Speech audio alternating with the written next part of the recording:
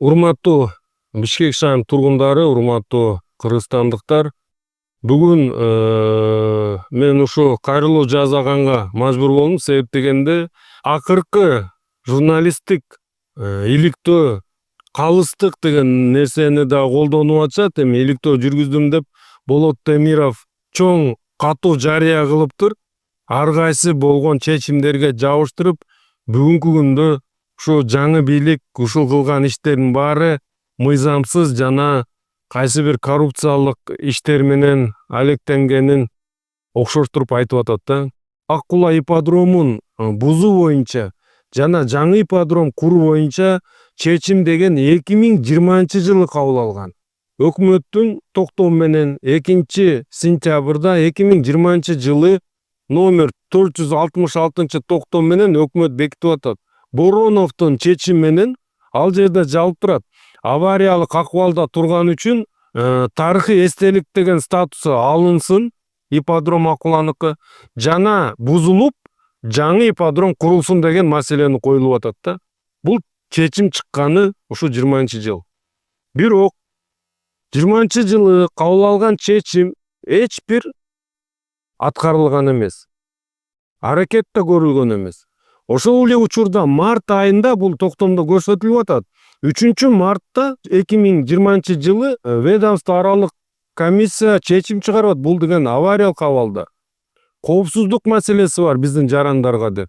Анан ошонун баарын четке кагып, бүгүнкү күнгө чейин эч бир аракеттерди көрбөй келишкен. Бул ошол учурдагы аткаруучу тиешелүү мамлекеттик мекемелер. 2023-жылы 23-декабрда министр кабинети тескеме кабыл алат. Ал тескеменин алкагында акча каражат бөлүнүп, 200 гектардан ашык жер Военно-Антоновка айылында Сокулук районунан сатылып алат. Сатылып алат дагы ошол жерге жаңы ипподром куруу тапшырмасы келип түшөт. Анан биз 4-мартта 2024-жылы Бишкек шаардык кеңешине чечим долбоорун киргизип, анан чечим чыгарылат сессияда. Ал чечимдин алкагында приватизация маселелери турат. Ошонун ичинде ипподром Ак Куладагы киргизилген болот. Анын баасы ошол учурда 105 миллион доллар деп аныкталат. Эми банктан ошол учурдагы курсун карасак, бул деген 9,1 миллиард сомду түзөт. Биз ал чечимди киргизгенден кийин сессиядан каралып колдоого алынат, чечим чыгат.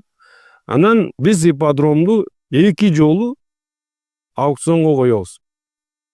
Биринчи жолу аукционго койгондо биз 53,5 гектарды ушул баага баалап туруп 105 миллионго бир лот менен киргизебиз. Бир лот менен чыккандан кийин бир дагы бизге ошол ипподромду сатып алабыз деген бир да заявка келген эмес. Бир да катышуучу аныкталган эмес. Бир ай күттүк. Ошондо жалпы элге маалымат болуш үчүн биз массалык маалымат каражаттарга да кайрылабыз. Ошол жерден суранабыз. Бул мына биз аукцион кылдык элек, ушуга катышкыла деп биздин Бишкек шаар тургундарынын жана Кыргызстан жарандарына кайрылып, компанияларга кайрылып, ушу кайрылуу менен аукционго чыгарабыз. Бирок бир да катышуучу аныкталган эмес. Экинчи жолу биз чыгарып атканда жеңилдик болсун деп, ушу биздин жергиликтүү курулуш компанияларга жеңилдик болсун деп, биз ипподромду лот кылып бөлөбүз. Эң чоң деген көлөмү, мен азыр адашпасам, бул 1,5 гектарга чейин барган. Ошондо биз биздин жергиликтүү курулуш компаниялар сатып алып, ушу жеке курак жайларды курат, көп кабаттуу үйлөрдү курат деген максатта биз аны киргизгенбиз. Ошол учурда экинчи жол чыгарганда биз жолдорду жана социалдык объекттерди, скверлерди баарын өзүбүзгө мойнубузга алган болуп чыкты. Муниципалдык мекемелер биз өзүбүз курабыз деп, жергиликтүү бюджеттен курабыз деген максат менен чыгарганбыз. Тилекке каршы экинчи жолу дагы жарыя кылганда бир ай күттүк. Бир ай бою эч ким бул аукционго катышкан жок.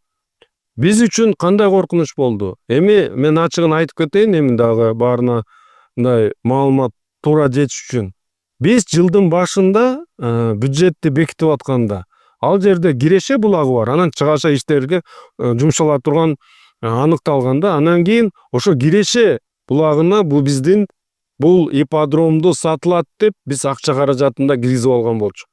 Көптөгөн Бишкек шаарында курулуш иштерин баары ошол акчага таянып, ошол акча келет деген аракет менен биз көп иштерди баштап ишти жүргүздүк. Жолдор оңдолду, социалдык объекттер курулуп атты, жана баарыңарга белгилүү болгон Борбор аянтыбыз, Алга спорттук комплекси, Кичи арена баары ушул акча каражаттарга дагы байланган иштер болчу. Анан экинчи жолу биз аукциондон өтпөй алгандан кийин чоң коркунуч жаралды. Биз ушул бюджетибизди толук кандуу толтура алабызбы деген чоң коркунуч болду. Анан ошол учурда бизге 8-июлда 2024 жылы эки компания кайрылат. Бул Rox Group жана TNG Global деген компаниялар бир кат менен кайрылат. Ачыгын айтыш керек, бул бир кат менен эле бир сунуш менен кайрылган болчу. Биз ипподромду сатып алганга даярбыз деп. Анан ипподромду сатып алабыз деп демилге көтөргөндөн кийин булар баасын биринчи баасы, биз сүйлөшүлгөн биринчи баасы $53 миллион тегери болуп калат. Булар да анализ кылып, биздин рынокто анализ кылат, жердин баасын аныктайт, анан өздөрү эсептеген формуласы менен чыгарганда $53 миллион эле болуп калат. Анан биз да түшүндүрмө бердик, жок, бизде өзүбүздүн дагы көз карандысыз баалоо болгон. Анан баалоонун алкагында биз ушу $105 миллион аныкталып атты эле, кандай кылабыз дегенде, алар соодалашын алкагында экинчи сунушунда $60 миллион акча каражатын сунушташты.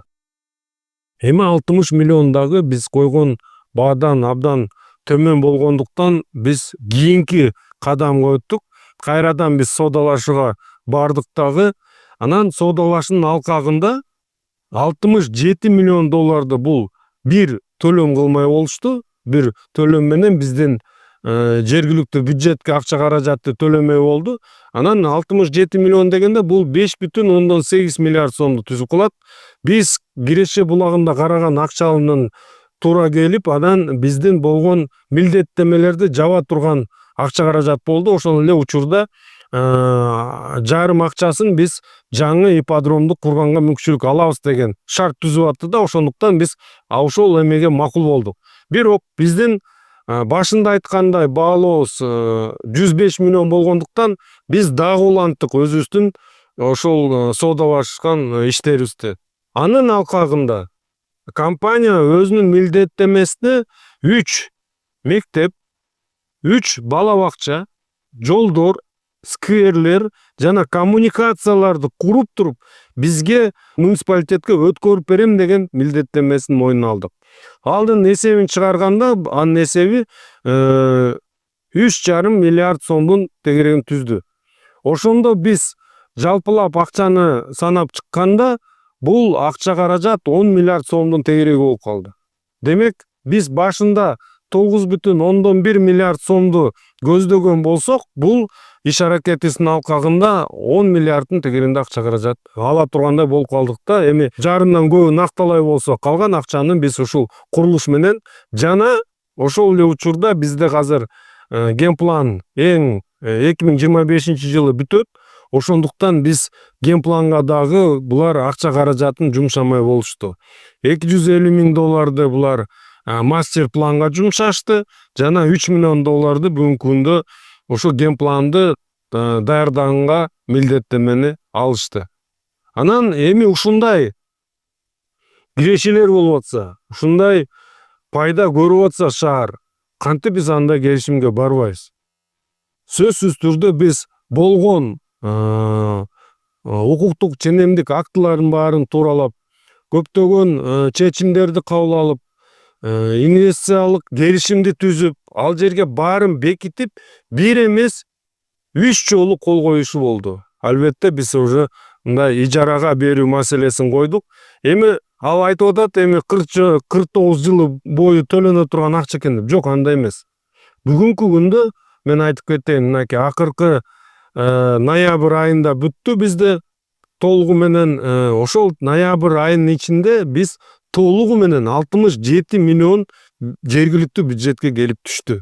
Бул деген 5,8 миллиард сом биздин Бишкек шаарынын бюджетине толугу менен түштү. Анан албетте бизден мыйзам бар, укуктук ченемдүү актылар бар, талаптар бар. Ошол талаптардын алкагында бул эки компания түздөн түз иш алып бара албагандыктан булар Бишкек шаарында өзүнүн эми орусча айтканда косвенный дочерний компания ачканга мажбур болушту. Ушул компанияны ачып, RCA Living деп ошол иштерди бүгүнкү күндө жүргүзүп атат. Бүгүнкү күндө ушундай чечимдер кабыл алды. Эми биздин жарандар да бар экен, алардын да өкүлдөрү бар экен. Иш алдыга жылып, мынакей биз бүгүн бул толугу менен ишке ашырып атабыз. Анан мен жыйынтыгында эми дагы деле айта берсе сөз көп. Ар бир маселени айтып тактоо иретинде айта берсек, себептенде эми Бишкекке өзгөчө 5,8 миллиард сом инвестиция катары тартып келиш бул оңойго турбайт. Канча деген кагаздар даярдадык, канча деген чечимдерди изилдедик, канча жолу биз ушул жыйындарды, жолугушууларды өткөрүп атып бул чечимге келдик. Бул абдан татаал иш. Бүгүнкү күндө биз ушул накталай акчадан сырткары мына дагы 3,5 миллиард сомдон ашык акча каражатты дагы тартканга мүмкүнчүлүк алдык. Бул Бишкек шаарынын тарыхында биринчи болгон мындай көрүнүштөрдүн бири деп айтсам болот. Биз бүгүн коркпойбуз, ачык айтканга даярбыз. Эч кандай коррупциялык максат менен бул ишке барган эмеспиз. Жетекчилик бул ишке аралашкан эмес. Бул бир гана биз өзүбүз жергиликтүү бийлик ушул ишти баштап, аягына чейин чыгарганга толук кандуу аракетибизди салдык. Анан мен ушу Болот Темировго, калкты окшоштуруп эле сүйлөй турган кишилерге кайрылат элем. Мен түшүнүп атам, эми силер Кыргызстанда эмессиңер, Бишкекте эмессиңер, силерге биздин келечегибиз бар бир экенин. Бирок эми кандай болбосун мындай ичиңер оруш керек деген ойдомун, себептенде силер ушундай иш аракетиңер менен биздин Кыргызстандын, Бишкектин келечегин четке кагып, бүгүн мүмкүнчүлүктү баарын жокко чыгарып атасыңар да. Кайсы инвестор келет? Ким ишенет бизге? Ким биз менен иш кылат? Ошондуктан маалыматты берип аткандан кийин мен ушу патриотмун деп атсаң, анда толук кандуу маалымат берип, элге туура маалымат жеткириш керек. Анан мен ушу Бишкек шаарынын тургундарына жана Кыргызстан жаранына кайрылып кетет элем. Ар бир маалыматты текшергиле, ар бир маалыматты альтернативдүү булактарда издегиле, ошонун алкагында анализ, анан жана чечимдериңерди чыгаргыла. Бир эле кишини угуп берип эле, бир эле жалган сөздү сүйлөбөстөн биз деген бүгүнкү күндө ар бир айткан сөзүбүз онда кагаздар менен, иштер менен далилдениш керек. Бүгүн бир да акча каражат желген эмес. 30 жыл бою салмаган жолдор салдык, оңдодук.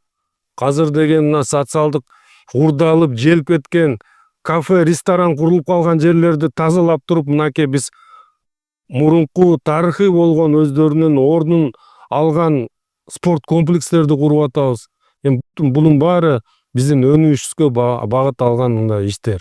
Ошол иштерди мен туура баалап, туура бүгүнкү күндө баа берет деген ойдомун. Ушул жалганчыларга дагы жана биз алып барып аткан ишке дагы. Рахмат.